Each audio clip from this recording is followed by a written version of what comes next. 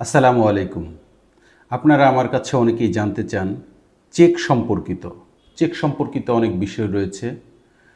আপনারা বিভিন্ন সময় বিভিন্ন ঋণের বিপরীতে বিভিন্ন মানুষের কাছ থেকে চেক নিয়ে থাকেন বা চেক প্রদান করে থাকেন। সেই সম্পর্কে আপনাদের সচেতন হওয়া একান্ত প্রয়োজন বলে মনে করি। কেননা ব্যাংকিং পরিভাষায় চেকটা এনআই অ্যাক্টের অন্তর্ভুক্ত একটা ইনস্ট্রুমেন্ট। এই ইনস্ট্রুমেন্টটা খুবই সেনসিটিভ এবং আমাদের মনে করি আমরা যে আর্থিক লেনদেন করি সে আর্থিক লেনদেন যেমন চেকটাও ঠিক তেমনই। এই জন্য চেক সম্পর্কে আপনাদের সবার সচেতনতা একান্ত প্রয়োজন আমি মনে করি।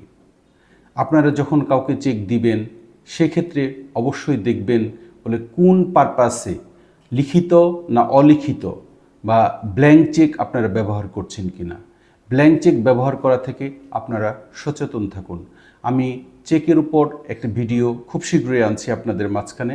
অতি শীঘ্রই আপনারা চেকের উপর ভিডিওটি পাবেন এবং চেক সম্পর্কিত যে মামলা রয়েছে সেই মামলা সম্পর্কিত আপনারা বিস্তারিত জানতে পাবেন আমার পরবর্তী ভিডিওতে।